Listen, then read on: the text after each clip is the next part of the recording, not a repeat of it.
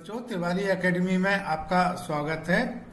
आज हम अध्याय 6 त्रिभुज और उसके गुण इसकी प्रश्नावली 6.4 करेंगे। चलिए प्रश्न 1 करते हैं। निम्न दी गई भुजाओं की मापों से क्या कोई त्रिभुज संभव है? में माप दी गई है 2 सेंटीमीटर, 3 सेंटीमीटर, 5 सेंटीमीटर। एक त्रिभुज बना लेते हैं। यह त्रिभुज कोई भी किसी भी तरह का हो सकता है, जैसे न्यून कोण हो सकता है, अधिक कोण हो सकता है या समकोण हो सकता है। यहाँ पर हम 3 त्रिभुज देख रहे हैं। पहला त्रिभुज अधिक कोण है, दूसरा न्यून कोण है और तीसरा समकोण है। इन तीनों त्रिभुजों में अगर हम कोई भी 2 भुजाओं का योग ज्ञात करें तो यह निश्चित रूप से तीसरी भुजा से बड़ा होगा। जैसे कि हम पहले त्रिभुज में देख रहे हैं, मान लेते हैं कि यह त्रिभुज ABC है, दूसरा त्रिभुज PQR है और तीसरा त्रिभुज XYZ है। पहला त्रिभुज ABC अधिक कोण है, दूसरा त्रिभुज PQR न्यून कोण है, तीसरा त्रिभुज XYZ समकोण है। अब जैसे पहले त्रिभुज में AB धन AC यह बड़ा होगा BC से, AC धन BC यह बड़ा होगा AB से और AB धन BC बड़ा होगा AC से। तो हम कह सकते हैं कि 2 भुजाओं का योग तीसरी भुजा से बड़ा होता है। और दूसरे त्रिभुज में भी PQ प्लस PR बड़ा होगा QR से, PQ प्लस QR बड़ा होगा PR से, PR प्लस QR बड़ा होगा PQ से। इसी तरह से समकोण त्रिभुज में भी XY प्लस YZ बड़ा होगा XZ से, XY प्लस XZ बड़ा होगा YZ से और XZ प्लस YZ बड़ा होगा XY से। कहने का मतलब यह है कि एक त्रिभुज की कोई 2 भुजाओं के मापों का योग तीसरी भुजा की माप से अधिक होती है। तो बच्चों यहाँ इसको हम लिख लेते हैं। तो एक त्रिभुज की 2 भुजाओं का योग बड़ा होगा तीसरी भुजा से। तो बच्चों अगर यह शर्त पूरी होती है तो वह त्रिभुज संभव होगा, अन्यथा त्रिभुज संभव नहीं होगा। जैसे कि भाग 1 में त्रिभुज की भुजाएं दी गई हैं 2 सेंटीमीटर, 3 सेंटीमीटर और 5 सेंटीमीटर। तो हम यहाँ पर 2 भुजाओं का योग, जैसे 2 भुजा 2 और 3 सेंटीमीटर की ले लेते हैं। यह बड़ा होना चाहिए तीसरी भुजा से यानी 5 से। इसी तरह से 2 धन 5 यह बड़ा होना चाहिए 3 से और 3 धन 5 यह बड़ा होना चाहिए 2 से। क्योंकि यहाँ पर त्रिभुज की तीनों भुजाएं 2, 3 और 5 हैं, तो 2 भुजाओं के मापों का योग ले लेते हैं और यह तीसरी भुजा से बड़ा होना चाहिए। तो 2 भुजा 2 और 3 सेंटीमीटर की, यह तीसरी भुजा 5 से बड़ी होनी चाहिए। दूसरा भुजाओं का युग्म 2 और 5 सेंटीमीटर का, यह 3 से बड़ा होना चाहिए। और तीसरी भुजाओं का युग्म 2 भुजाओं का युग्म 3 और 5 सेंटीमीटर, इनका योग यह बड़ा होना चाहिए 2 से। तो यहाँ पर 2 धन 3 बड़ा 5 यह संभव नहीं है और 2 धन 5 यह 7 होता है, 7 बड़ा 3 यह संभव है। 3 धन 5 8 होता है, 8 बड़ा 2 से यह भी संभव है। तो बच्चों यह तीनों एक साथ लागू होने चाहिए, तीनों एक साथ होने चाहिए। यहाँ पर 2 धन 3 बड़ा 5 यह संभव नहीं है, इसके कारण त्रिभुज संभव नहीं होगा। तो हम यहाँ लिख सकते हैं अतः त्रिभुज संभव नहीं है। बच्चों इसी तरह से भाग 2 करेंगे। भाग 2 में भुजाएं दी गई हैं 3 सेंटीमीटर, 6 सेंटीमीटर और 7 सेंटीमीटर। तो यहाँ पर 2 भुजाओं का योग यहाँ पर ले लेते हैं। 3 धन 6 यह बड़ा होना चाहिए 7 से, 6 धन 7 यह बड़ा होना चाहिए 3 से, 3 धन 7 यह बड़ा होना चाहिए 6 से। तो बच्चों 3 धन 6 तो 9 होता है, 9 बड़ा 7 यह संभव है। 6 धन 7 13 होता है, 13 बड़ा 3 यह भी संभव है। 3 धन 7 10 होता है, 10 बड़ा है 6 से, यह भी संभव है। तो बच्चों यहाँ पर तीनों शर्तें संभव हैं। तो इसका मतलब यह हुआ कि त्रिभुज भी संभव है, अतः त्रिभुज संभव है। भाग 3 करते हैं। भाग 3 में दो दो भुजाओं का योग बची हुई तीसरी भुजा से बड़ा होना चाहिए। तो 6 धन 3 बड़ा होना चाहिए 2 से, 6 धन 2 बड़ा होना चाहिए 3 से, 2 धन 3 बड़ा होना चाहिए 6 से। बच्चों 6 धन 3 9 होता है, 9 बड़ा 2 से। हाँ, यह संभव है। 6 धन 2 8 होता है, 8 बड़ा है 3 से, यह भी संभव है। 2 धन 3 5 होता है, 5 बड़ा 6 से, लेकिन 5 तो 6 से छोटा होता है, तो बच्चों यह संभव नहीं है। तीनों एक साथ संभव होने जरूरी है, तो हम कह सकते हैं कि अतः त्रिभुज संभव नहीं है। प्रश्न 2 करते हैं। इसमें दिया गया है त्रिभुज पी क्यू आर के अभ्यंतर में कोई बिंदु ओ लीजिए। क्या यह सही है कि भाग 1 OP धन OQ बड़ा PQ, भाग 2 OQ धन OR बड़ा QR, भाग 3 OR धन OP बड़ा RP। बच्चों यहाँ पर हम जैसा कि इस चित्र में इस आकृति में देख रहे हैं कि एक त्रिभुज PQR है, इसके अंदर इसके अभ्यंतर में बिंदु O लिया हुआ है। अब हम, क्योंकि भाग 1 में दिया गया है OP धन OQ बड़ा PQ, तो हम O से P को मिला लेते हैं और O से Q को मिला लेते हैं। बच्चों प्रश्न में पूछा गया है क्या यह सही है कि OP धन OQ बड़ा PQ। बच्चों यहाँ पर जैसा कि हम इस चित्र में देख रहे हैं कि O से P को मिला लिया गया है और O से Q को मिला लिया है। अब बच्चों यहाँ पर OPQ यह एक त्रिभुज दर्शा रहा है और OP धन OQ इस त्रिभुज की दो भुजाएं होंगी।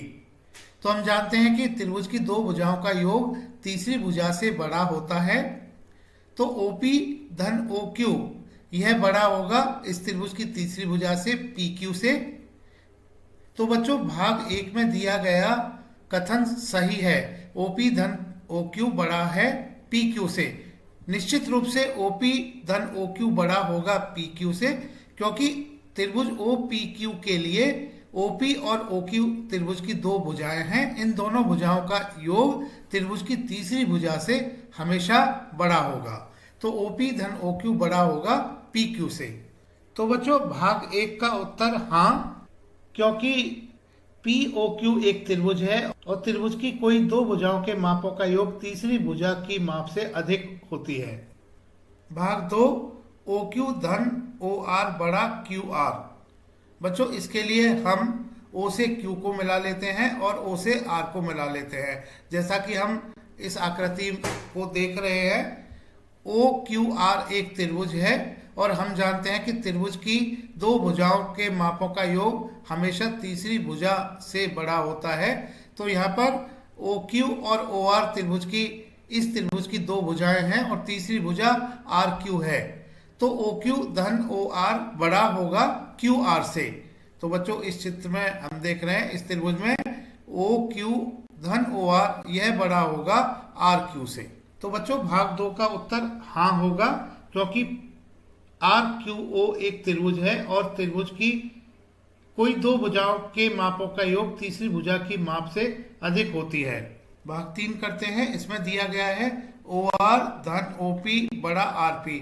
बच्चों इसके लिए पहले तो हम O से P को मिला लेते हैं, O से R को मिला लेते हैं। तो इस तरह से हम देख रहे हैं कि ORP एक त्रिभुज बन जाता है और इस त्रिभुज ORP में OP, OR और PR त्रिभुज की तीनों भुजाएं हैं और हम जानते हैं कि त्रिभुज की कोई दो भुजाओं की मापों का योग तीसरी भुजा की माप से अधिक होती है। तो यहाँ पर दो भुजाओं का योग OP धन OR यह बड़ा होगा तीसरी भुजा की माप से PR से, तो OR धन OP बड़ा होगा RP से। यह सत्य है। तो भाग 3 का उत्तर हाँ, क्योंकि ROP एक त्रिभुज है और त्रिभुज की कोई दो भुजाओं के मापों का योग तीसरी भुजा की माप से अधिक होती है, यह होगा। इसको लिख लेते हैं बच्चों। प्रश्न 3 करते हैं। इसमें दिया गया है त्रिभुज ABC की एक माध्यिका AM है, बताइए कि क्या AB धन BC धन CA बड़ा 2AM। संकेत त्रिभुज ABM तथा त्रिभुज AMC की भुजाओं पर विचार कीजिए।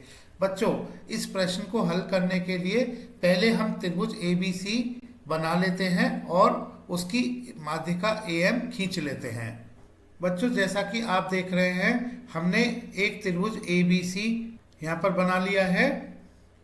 अब हमने इसकी एक माध्यिका AM खींचनी है।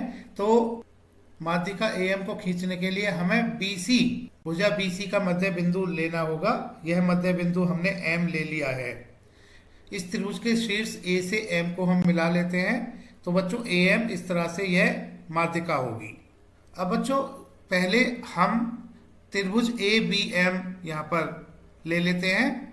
जैसा कि हम चित्र में देख रहे हैं, त्रिभुज ABM, इस त्रिभुज ABM में AB, BM और AM इस त्रिभुज की भुजाएं हैं। और हम जानते हैं कि एक त्रिभुज की कोई दो भुजाओं के मापों का योग तीसरी भुजा की माप से अधिक होती है। तो बच्चों, इस कारण से हम इसलिए त्रिभुज ABM में इसकी दो भुजाओं का योग, दो भुजा AB और BM ले लेते हैं। दो भुजाओं का योग तीसरी भुजा से बड़ा होगा, तीसरी भुजा AM से बड़ा होगा। तो त्रिभुज ABM में हम कह सकते हैं कि AB धन BM यह बड़ा होगा AM से। बच्चों, इसको हम समीकरण संख्या 1 लिख लेते हैं। और इसी प्रकार से हम त्रिभुज AMC में कह सकते हैं कि इसकी दो भुजाओं का योग तीसरी भुजा से बड़ा होगा। तो त्रिभुज AMC में MC धन AC बड़ा होगा AM से। बच्चों, इसको समीकरण संख्या 2 हम नाम दे देते हैं। अब बच्चों, दोनों समीकरणों को हम जोड़ लेते हैं। दोनों समीकरणों को जोड़ने से यह AB धन MC धन BM धन AC बड़ा AM धन AM, यह 2AM होगा। तो दोनों समीकरणों को हमने जोड़ लिया है। AB धन MC धन BM धन AC बड़ा 2AM। अब बच्चों, MC धन BM, जैसा कि हम इस चित्र में देख रहे हैं, MC धन BM यह BC होगा। तो MC धन BM को हम BC रख लेते हैं। अब यह समीकरण AB धन MC धन BM को BC रखने से AB धन BC धन AC बड़ा 2AM यह हो जाती है। प्रश्न में पूछा गया है, बताइए कि क्या AB धन BC धन CA बड़ा 2AM? हाँ, AB धन BC धन AC बड़ा 2AM यह हमने सिद्ध कर दिया है। तो बच्चों, अतः यह सत्य है। यह उत्तर होगा इस प्रश्न का। प्रश्न 4, ABCD एक चतुर्भुज है। क्या AB धन BC धन CD धन DA बड़ा AC धन BD? बच्चों, यहाँ पर हम इस आकृति को देख रहे हैं। ABCD एक चतुर्भुज है। हमें यह बताना है कि क्या AB धन BC धन CD धन DA बड़ा AC धन BD होंगे। यहाँ पर बच्चों, विकर्ण AC और विकर्ण BD दिए गए हैं। हम इस चित्र को अगर देखें, इस चतुर्भुज में, इस चतुर्भुज के दो भाग हो सकते हैं। अगर हम विकर्ण AC को देखें तो विकर्ण AC से इस चतुर्भुज के दो भाग बनते हैं। एक भाग त्रिभुज ABC बन जाता है और दूसरा भाग त्रिभुज ADC बन जाता है। तो सबसे पहले हम इन भागों को ले लेते हैं जो कि विकर्ण AC से बन रहे हैं। विकर्ण AC इस चतुर्भुज को दो भागों में बांट रहा है। एक भाग त्रिभुज ABC होगा और दूसरा भाग त्रिभुज ADC होगा। और बच्चों, हम जानते हैं कि एक त्रिभुज की कोई दो भुजाओं के मापों का योग तीसरी भुजा की माप से अधिक होती है। तो बच्चों, यहाँ पर हम लिख लेते हैं। पहले हम त्रिभुज ABC ले लेते हैं। त्रिभुज ABC में AB धन BC यह बड़ा होगा AC से। और बच्चों, AC के दूसरी ओर, एक ओर हमने त्रिभुज ABC ले लिया है। अब इस विकर्ण AC के दूसरी ओर का त्रिभुज ले लेते हैं, त्रिभुज ADC। सो त्रिभुज ADC में AD धन DC बड़ा होगा AC से। बच्चों, हम इनको समीकरण 1 और समीकरण 2 का नाम दे देते हैं। अब बच्चों, हम दूसरा विकर्ण ले लेते हैं। हम देख रहे हैं कि यह विकर्ण BD इस चतुर्भुज को दो भाग में बांट रहा है। एक भाग ABC त्रिभुज है और दूसरा भाग त्रिभुज DCB है। तो बच्चों पहले हम त्रिभुज ADB ले लेते हैं। त्रिभुज ADB में हम कह सकते हैं कि AD धन AB यह बड़ा होगा BD से। इसको समीकरण 3 का नाम दे देते हैं। अब बच्चों विकर्ण BD के दूसरी ओर का त्रिभुज ले लेते हैं, त्रिभुज DCB में। इस त्रिभुज में हम कह सकते हैं कि CD धन BC यह बड़ा होगा BD से। इसको हम समीकरण 4 का नाम दे देते हैं। अब बच्चों इन चारों समीकरणों को हम जोड़ लेते हैं। समीकरण 1 धन समीकरण 2 धन समीकरण 3 धन समीकरण 4। इनको जोड़ने से बच्चों, क्योंकि AB 2 बार आया हुआ है, यह AB और AB यानी 2 AB हो जाता है। BC भी 2 बार आया हुआ है, तो हम BC को 2 BC लिखेंगे। CD 2 बार आया हुआ है, तो हम इसको 2 CD लिखेंगे।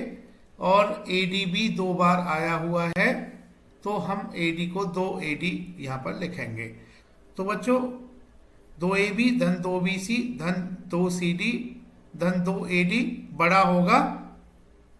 अब AC 2 बार है तो इसको 2 AC लिखेंगे। BD 2 बार है, BD धन BD यह 2 BD होगा, तो 2 AC धन 2 BD। अब बच्चों बाएं पक्ष में हम 2 यहाँ पर उभयनिष्ठ है, तो 2 बाहर ले लेते हैं। तो इस तरह से 2 कोष्टक के अंदर AB धन BC धन CD धन AD यह आएगा, यह बड़ा होगा। यहाँ से भी 2 उभयनिष्ठ ले लेते हैं, तो 2 कोष्टक AC धन BD। अब बच्चों दोनों पक्षों को हम 2 से भाग दे लेते हैं, तो 2 कोष्टक AB धन BC धन CD धन AD कोष्टक बंद बटा 2, यह बड़ा होगा 2 कोष्टक AC धन BC कोष्टक बंद बटा 2। अब बच्चों 2 से 2 कट जाता है बाएं पक्ष में और 2 से 2 कट जाता है दाएं पक्ष में।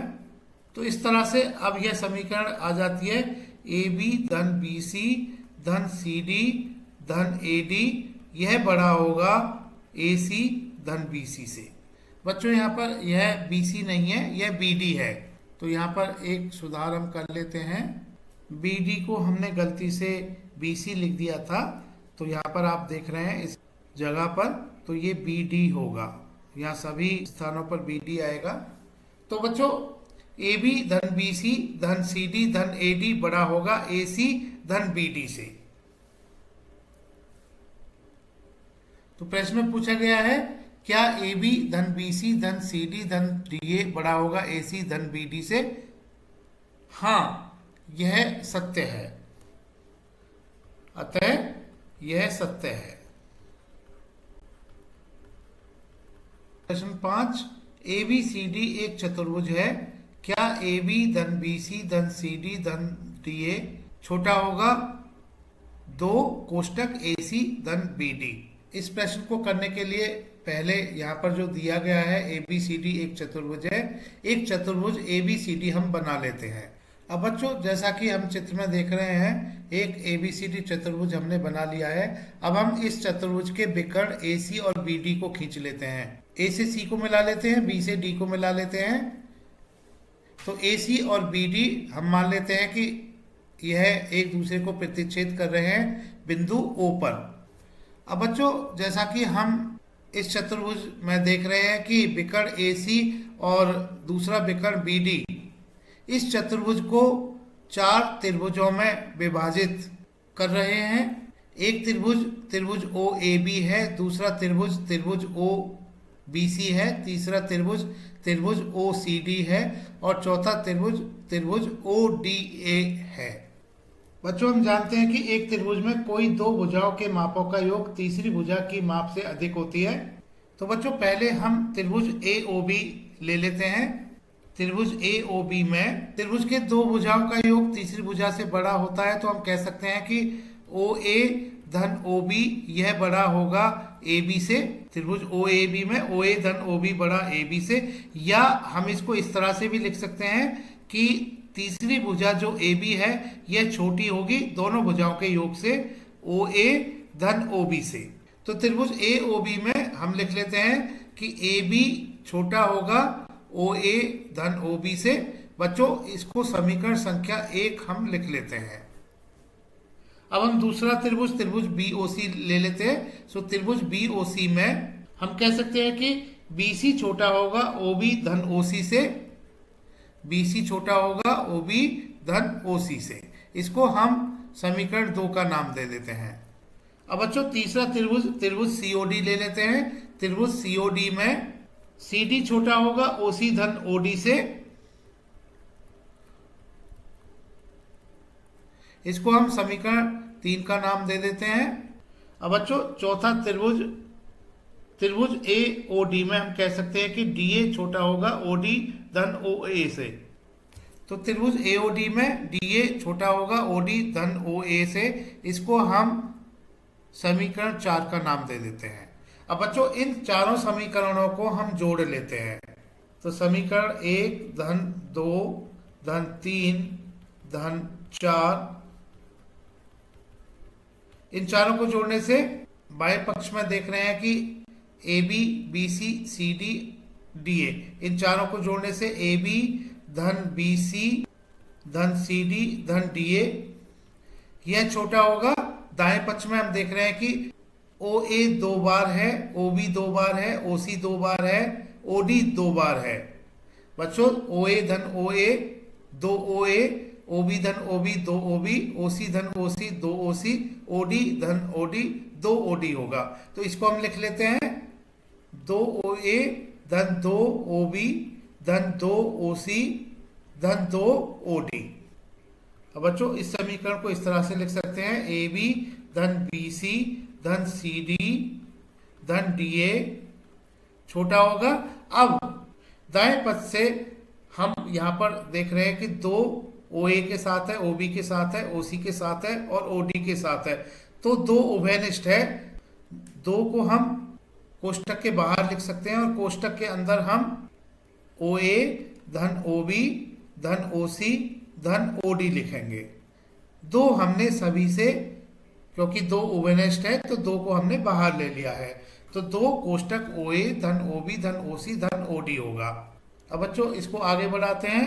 ए बी धन बी सी धन सी डी धन डी ए छोटा होगा 2 कोष्टक। अब कोष्टक में ओ ए के साथ हम ओ सी को रख लेते हैं।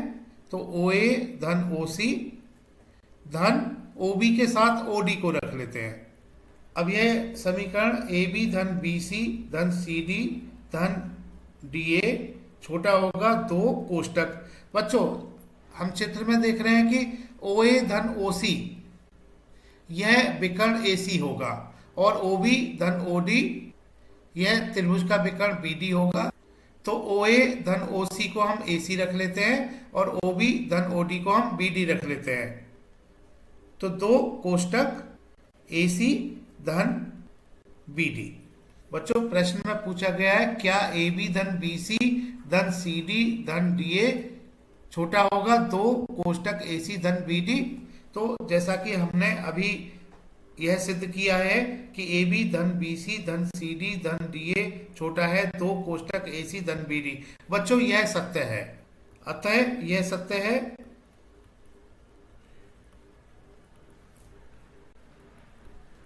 प्रश्न 6 करते हैं। एक त्रिभुज की 2 भुजाओं की माप 12 सेंटीमीटर तथा 15 सेंटीमीटर है। इसकी तीसरी भुजा की माप किन 2 मापों के बीच होनी चाहिए? बच्चों हम जानते हैं कि एक त्रिभुज की कोई 2 भुजाओं के मापों का योग तीसरी भुजा की माप से अधिक होती है। बच्चों इसको हम इस तरह से भी कह सकते हैं कि जो तीसरी भुजा की लंबाई होगी यह हमेशा उन दोनों बची हुई भुजाओं की लंबाई के योग से हमेशा छोटी होगी। तो तीसरी भुजा की माप छोटी होगी बाकी बची 2 भुजाओं की मापों के योग से। तो पहले तो हम यहाँ पर यह कह सकते हैं कि तीसरी भुजा दोनों भुजाओं के योग जो कि 12 धन 15 बराबर 27 सेंटीमीटर होगा, इससे छोटी होगी। तो इसको हम लिख लेते हैं, तीसरी भुजा दोनों भुजाओं के योग से छोटी होगी। तो बच्चों तीसरी भुजा छोटी होगी 12 धन 15 से। तो हम कह सकते हैं कि तीसरी भुजा छोटी होगी 12 धन 15, यह 27 होता है। तो तीसरी भुजा 27 सेंटीमीटर से छोटी होगी। अब बच्चों हम यह भी जानते हैं कि तीसरी भुजा हमेशा बाकी जो बची दो भुजाएं हैं उन दो भुजाओं के अंतर से हमेशा बड़ी होती है। तो तीसरी भुजा दोनों भुजाओं के अंतर से बड़ी होगी। तो बच्चों अतः तीसरी भुजा छोटी होगी। अंतर के लिए हमें 15 को 12 से घटाना होगा। तो तीसरी भुजा छोटी होगी 15 ऋण 12, 15 ऋण 12 3 होता है। तो तीसरी भुजा छोटी होगी 3 सेंटीमीटर से। तो बच्चों समीकरण 1 और समीकरण 2 से हम कह सकते हैं कि तीसरी भुजा 3 सेंटीमीटर से बड़ी तथा 27 सेंटीमीटर से छोटी होनी चाहिए। बच्चों तिवारी एकेडमी देखने के लिए धन्यवाद।